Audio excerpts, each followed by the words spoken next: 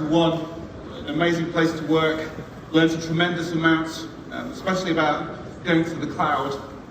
And in the last 5 years, I've had the privilege of working with over 1,000 different leadership teams of our customers around the planet.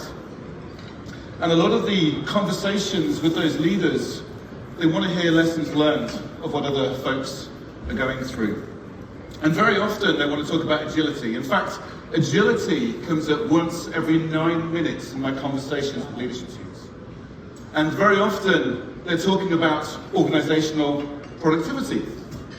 But don't we already know, actually, about organizational productivity? I found a manual on the internet for this. Let's look at number 1. Insist on doing everything through channels. Never permit shortcuts to be taken in order to expedite decisions. Number 2, make speeches. Talk as frequently as possible, and on and on and on.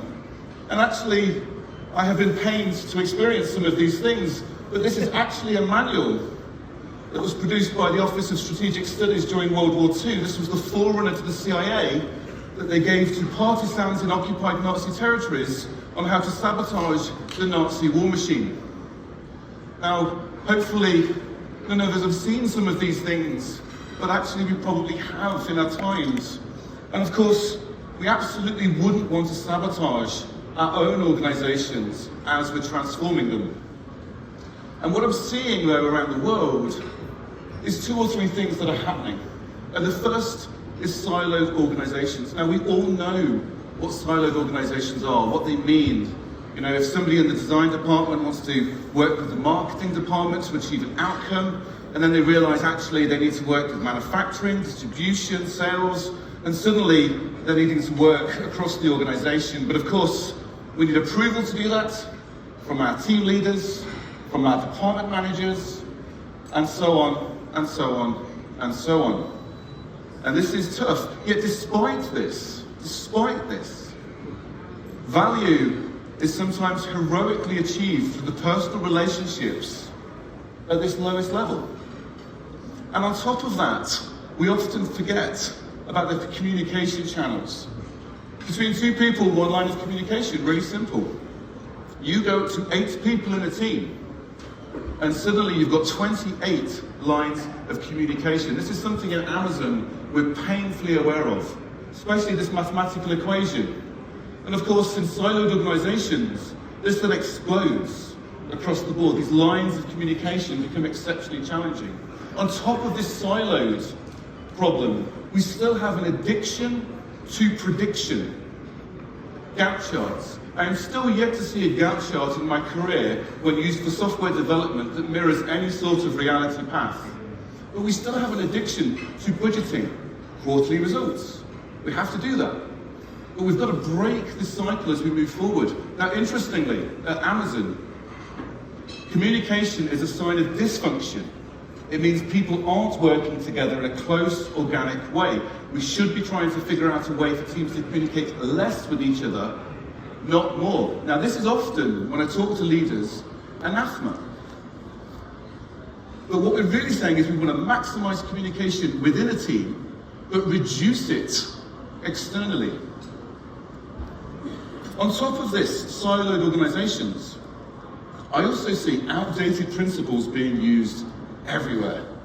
And it's interesting, when we looked at some of the top business schools in the world, they're still actually largely basing a lot of the principles that they're teaching from Phil and Erwick, which was nearly 100 years ago. And we've actually had a little look at some of these principles. Let's look at some of these, because they're really uncomfortable to read. Divide work to encourage specialization. Okay, well that's where matrices have come from. Top right here, the principle of the specialization, one group, one function. And when you're on premises, that actually makes some sense. When I was running on-premises workloads, that made sense to me.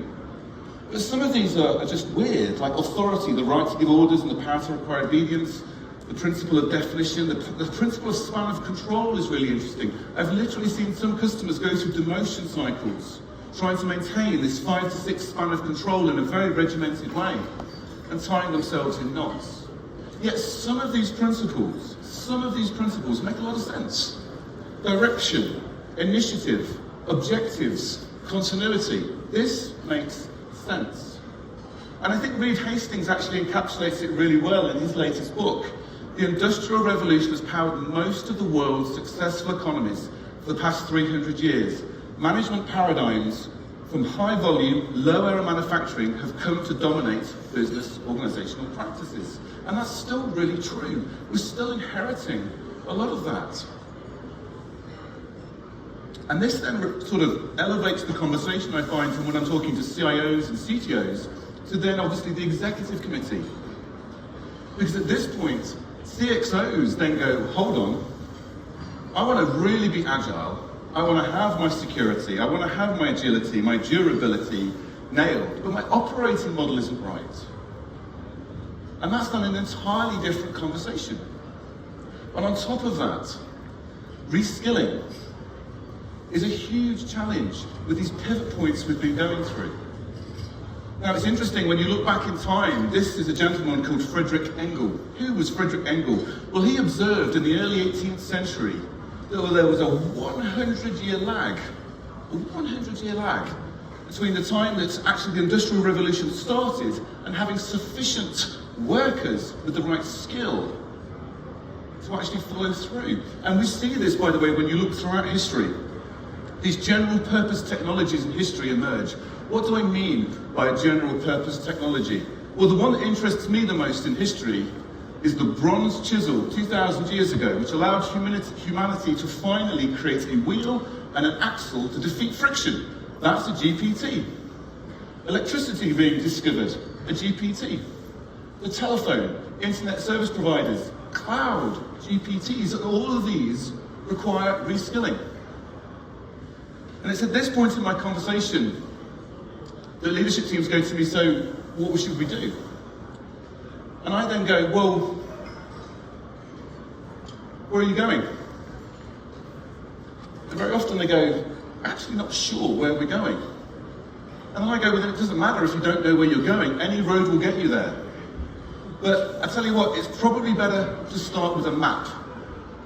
So let's start with a simple mental model map here. Let's look at two axes. On the vertical axis here, autonomy. On the horizontal axis, predictability. And let's look at a business outcome now. Let's look at cooking fries. Let's use the example of McDonald's fries. I'm privileged to work with a gentleman called Phil LeBrun, who was the former international CIO of McDonald's. And he reassuringly tells me that there's 8 quality markers that McDonald's look at very carefully when fries are made around the world. Well, we don't want a team innovating. We actually want really high predictability. Same with vaccine manufacture, not discovery. But as you then apply this rule, building a house, all of us that have built a house have an extension, know things can go wrong. Implementing a new ERP system, goodness me, we need more autonomy. Creating a loyalty program, reinventing retail, now we need super high autonomy. Actually, what I'm finding is this lack of understanding of when autonomy and predictability need to be married together in their rush to agile is actually sabotaging their transition. And on top of this, what I want you to think about is enhancing this mental model with some of the paradigms we're facing in our businesses right now. So we all know we've got to actually be investing in these breakout ideas, these Genesis bets. We have no idea whether these next Genesis are going to become GPTs. AR, VR, quantum, metaverse, cryptocurrencies. We don't know, but we better be placing some bets as an organization. What about custom built? These are the things that we can't yet as a service. We still have to build these as our enterprise. But we now have products available, absolutely we have products. And to really maximize our undifferentiated heavy lifting, we should be thoughtfully looking at these things. And of course, if something has now become a utility, you really should be using it. Yeah. Otherwise, you're really putting yourself at a disservice. Yeah. And when you look at this mental model and then overlay it with computing, for example, 1950s, the first IBM computer shipped, didn't even come with an operating system. You literally had to program and load yourself. Through to servers that I was racking early in my career in the 1990s. Through to, obviously, Amazon EC2 launching in 2006.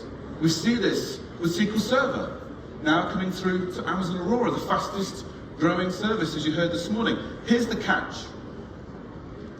Here's the catch. Inertia occurs here. Because if you're an engineer or a business outcome owner, and you've started on the left-hand side of this, and then you've gone all the way through to now you need to let go to use a utility, that's hard. And that's the unknown bit. And this is what trips up, because it's then compounded by this reskilling that's now continually going on. And the truth is, using more of that right-hand side enables more of that left. Now, the worst mistake I made as an engineer, was optimizing something that should not exist. It's really easy to polish that thing when you actually need to let go. Because the most precious resource we have is our humans. And we want them on the Genesis. We want them on the custom-built ideas. And obviously on the right-hand side, as you know, your roots, reInvent, there's well over 225 different services. Interestingly, one of the most passionate conversations I have at the C-suite is Amazon Connect. So those of us that have ever had to work with voice technology, contact sensors, some of the hardest technology I've ever had to work with. Connect is drastically simplifying that, and that's really often a very strong conversation I'm having with COOs. And of course, we offer services across the board. You've seen new ones launched today. Exciting stuff. The next question I ask leadership teams is, what makes you, you? And if they can't articulate this in one sentence, I get a little concerned. I'll give you an example. If you go to Netflix, they're very clear about what their business model is. They make great dramas and films. They don't go into news, they don't go into sports. What makes you, you is really important, because when you want to break down a business outcome onto this mental model, you need to be really sure. So let's expand this map a little bit more. Let's introduce a concept called Wardley mapping now. Let's break down a business outcome. So we're not talking about necessarily technology, but let's talk about business outcome from something that's really visible at the top to something that's invisible. And let's use a case that we can all relate to. Let's look at paying a bill. We've all paid a bill in this room. Now, when I started in the industry in the very early 1990s, there was two ways you could pay a bill, by branch or by phone. There was another one by post, and for simplicity reasons I've taken that off. Let's break down that business outcome into these constituent components. So on the left-hand side, we've got those bespoke things that we've had to build, all the way through to the right-hand side, where the public switch telephone network or X25 network was still used for settlements in the UK back in the 90s. Now let's move forward into the 2010s. ISPs, public ISPs launched in 97. Arguably IoT started with the launch of the iPhone 2007. Now this map's got a lot more complicated, but still, we've got the autonomy, the predictability, we've got the Genesis, the custom built, the product, the utility. Now you can start to understand the evolutionary flow, or at least map out what's happening. And if you don't do this, you really are guessing. You're guessing. Here's the really interesting thing. I'm privileged to have worked with an awful lot of fintechs around the world, and they are zero focused, like maximum focused on security and undifferentiated heavy lifting. Super important to them that they're using the utility on the right-hand side, so their most precious resource, their humans, are focusing on those differentiated services. So are you still doing things or optimizing things that you shouldn't be doing? And by the way, engineers and developers love to do that. They love to build things that are already a solved problem. So yes, on the right-hand side here, absolutely leverage cloud.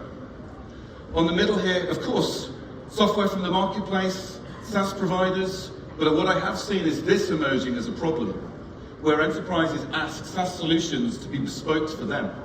Do you know what this creates? Technology debt that you're going to end up dealing with. So I would arguably say, look at adjusting your processes before potentially asking your SaaS provider to adjust theirs. And then yes, on that right-hand side there, build. This is going to, left-hand side, super important to build. And yet, when I say this, quite rightly, most CIOs and CTOs are going, hold on, 80% of my budget is run the engine. And if you're a highly regulated enterprise, of that 20% that's remaining, maybe 18% of it's gone on regulatory compliance, leaving 2% that's a very tough conversation for the C-suite. So of course we want to reverse that. Of course we want 80% to be on the left-hand side there.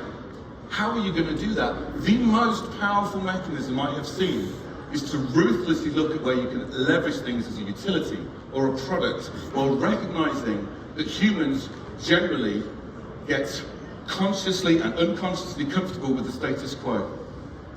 And this is of course why you saw at Adam's keynote this morning, so many startups have actually just built on AWS from the get-go and maximizing their undifferentiated heavy lifting immediately, which as an enterprise could be intimidating and as an established enterprise, but it shouldn't be.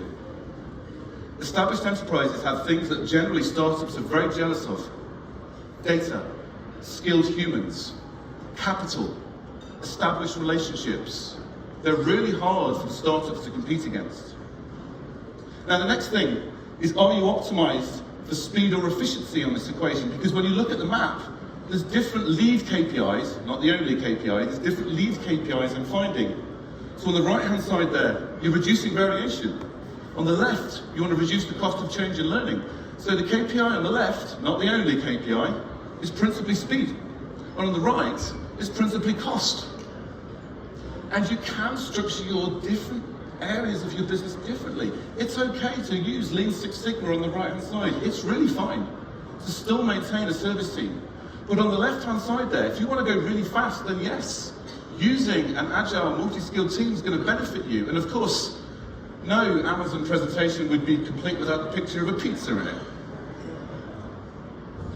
So yes, when you look at this budget, this run the engine budget that's consuming 80%, when you look at this operations tax, and I know as a leader how those Sev 1s, 2s, 3s, those P1s, 2, 2, 3s can be incredibly distracting as a leader's time. So of course, you want the durability, the availability, the securance offloading that actually going to the cloud can do when you leverage those tools and use the shared responsibility model. Of course, we would like to be here. It's easy for me to animate it on a diagram, and we know it's hard work to do this. And that brings me on to sort of the final part. What is the leadership team doing? Are you a team of leaders?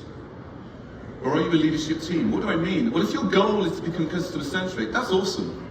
But what I typically find is each SVP will have their own goal. Cut costs, build a new product. And this is where if you're in a matrix delivery organization, you're going to have contention. You're going to be doing matrix management of that resourcing, and that's tough. So what do? Well, I kind of guide people to 4 things. Firstly, is your mission really simple? I do not know what this means.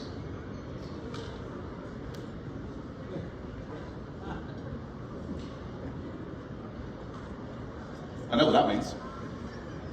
It's really clear for me. What about principles? Now, principles are used incredibly heavily in Amazon. We often go straight down and actually want to look at a problem from the first principles perspective. And we strongly believe that principles are the organizational glue for the organization. But what I see is customers reaching to methods before principles. So as to methods, there may be 1 million and then some, but principles are few. The man who grasps principles can successfully select his own methods. The man who tries methods ignoring principles is sure to have trouble. And while I'm not comfortable with Harrington's pronoun use here, at the heart of it, if you strive to use the methods without looking at your principles, you're going to have problems.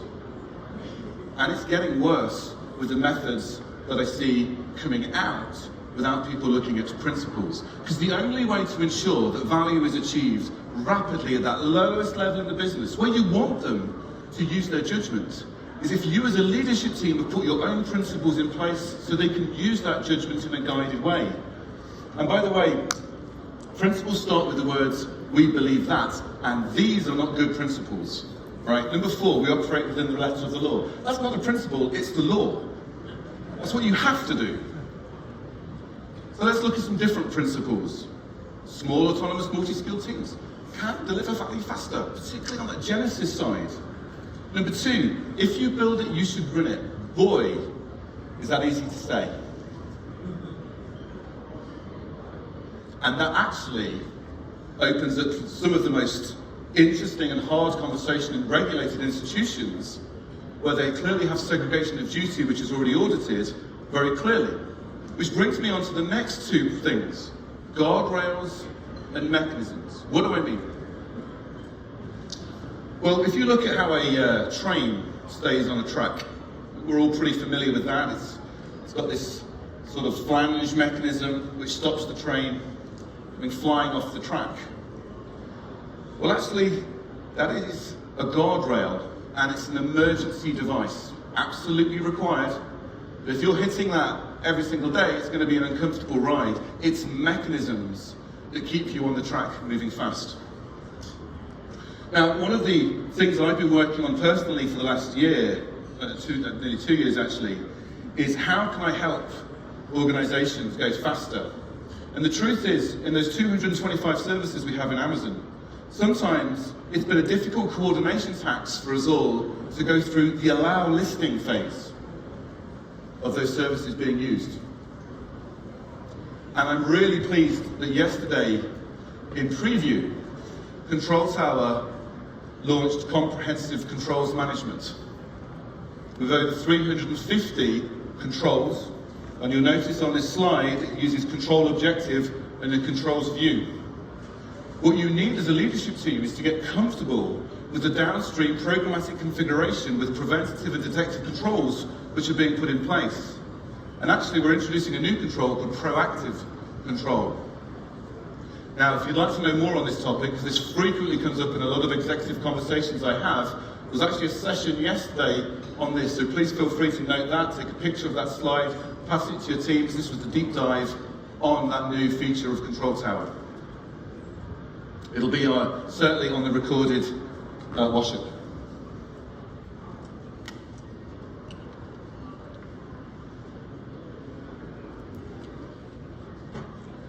Next principle. We believe that people shift left as tech shift right. You know, going back to that first early example, like this is going on super fast now. This technology is literally going from right to left really quickly. And we've got to continually remind ourselves that technology goes that way, people do not. Yet it is oh so easy to let yourself slip that way when actually we've got to go that way, because it's the only way to keep our costs manageable and ourselves competitive.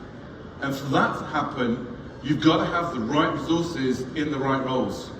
Super important, of course it is. And on top of that, you've actually got to look at resourcing your operating model. Now, we all know the challenge of using builders, hiring builders, retaining builders. You've actually, when you've got your business map, I know you're going to look at a whole map of different elements to solve those business outcomes, from employees, outtasking, niche suppliers, SaaS, system integrators, AWS. But it's really easy, it's much easier to actually understand how they fit into your business outcome when you've got a map. So then you go, yes, I want my employees working there. I want my commercial software here, I want my system integrators here, and I want AWS there. That's really interesting. Now, while the circles on this diagram are interesting, they are interesting, it's not where the challenge lies. The challenge actually lies here. It's the connections, it's the dependencies. As we all know, if you can try and set up autonomous teams like that, they can only go as fast as the slowest element in this map. These connections are where all the escalations come to us, all the resource challenges. And what we're seeing happen is this synchronous monolithic architecture which has delivered a business outcome where team A can't move forward without team B actually moving them forward. They get stuck. And boy, does that hurt when you've got a team full of FTEs in it that can't deliver, and 60% of their time's wasted because team B is stuck or doing something with them. So this move to asynchronous mechanisms. Yes, microservices has become a big buzzword. I actually prefer to talk about modular architecture components. This is why we have seen Lambda come up to the fore. Interesting piece of trivia for you. EC2 was not the first beta service in AWS. The first beta service was the SQS service, the simple queue service. Why? Because Amazon also had a problem with these connections, these interdependencies. It wanted a bus mechanism to hand off messages in a secure, predictable way. Next principle, we've got to raise the cultural bar. You know, when you look at actually learning, and I talk about this a lot, when you look at learning, my 9-year-old daughter will probably work in a job that does not exist yet. So when you're hiring, when you're looking at this evolutionary flow, you've got to target your efforts on learners. You know, one of the big lessons learned is only 10%, so only 10% is retained from a training course if it's not used. Yet 100% is retained if it's used immediately. So when you're putting your teams through training, don't just force them through it. Try and think predictably about when that team's coming together, when they're going to use training, can they use it straight away? Am I looking at pair programming? Am I looking at online training? What are the multiple mechanisms you're putting in place to enable that? And when you're recruiting people, as we know, the market is incredibly tough for recruitment at the moment. What organizations want, okay, that could be pretty clear. Here's what employees want right now. Do you know the most important one I've found with engineers? And I've spoken to a lot of them. Number 4 on the right-hand side, great tech stack and tooling. What is your time from commit to deploy of code? How many hoops does that individual have to run through? How efficient are they? It's a huge deterministic factor on recruitment now. And this is Adrian Cockcroft, formerly the VP of Sustainability, the VP of Open Source Architecture at Amazon Web Services. He was also the director responsible for moving Netflix into the cloud. And he was asked at an all-hands, not similar to this, a presentation like this, we can't copy Netflix because it has all those superstar engineers, we don't have the people. To which he replied, we hired them from you and got out of their way. That's tough. We also know that employees are retained by being engaged. What's an organisation want? Well, we quite like to stay in the role, really. You know, take some direction, don't ask for raises, goodness me, no, that's uncomfortable. But actually what employees now want has changed massively. So you've got to actively reflect on this. One good tip that I found is the book by Daniel Pink called Drive. He talks about 3 things in that book that are really at the heart of most humans being motivated, and that's autonomy, mastery, and purpose. And guess what? We're continually challenging all of those with this technology flow that's occurring. So you've got to get ahead of it on how you're going to do that. And on top of that, we've got to help experts to be nurtured and recognized. One customer recently I worked with had 152 job families, and we rationalized it down to 10 and gave a strong career track for how to the engineers to actually get to VP. And what I wanted to show you is, well, what does Amazon's look like? Here it is. This is the FTE track. That's the management track. We're very clear. The bar to get through each level is really clear as well. And you cannot outsource the whole. We know, most of us know you can't do that. And the reason you can't do that when we actually look back with hindsight, which of course is 2020, is when you draw a ring around it, the KPIs clash. They clash. So we've got to bridge the gap with when we work with our integrators, when we work with our vendors, to know this is what we want as an enterprise. But very often when we're working with partners, this is what they want. And they're not always in conflict, and we've got to work hard to find that win-win. I'm going to close with some of the lessons learned from the journey. Don't photocopy somebody else's culture. Even anthropologists can't agree on what culture means, by the way. In my experience, culture is practiced and exhibited by the leadership's team's behaviours, decisions and actions. You've got to patiently experiment with it. Don't overplan. Don't spend months planning it. Start experimenting. Don't just reband roles and processes. You've got to look deeply at job families. You've got to consolidate where you can. Look at what's happening in the industry. What are people looking for when they apply for roles? And do not ignore resistance, obviously. You've got to lean into it every single day. You've got to get out of your office. But you cannot delegate the change on this journey. I want to close with this slide. My team and I are based in the Ask a Strategist section along with the Chief Technologist just as you come in. There's 16 of us there. We are offering to speak to any of you who want to learn the lessons learned from our journey. We also have a number of books that were published on the journey. I published Reaching Cloud Velocity with my colleague and friend Thomas Blood here. A way to try and accelerate the lessons learned. Thank you very much for listening to me today.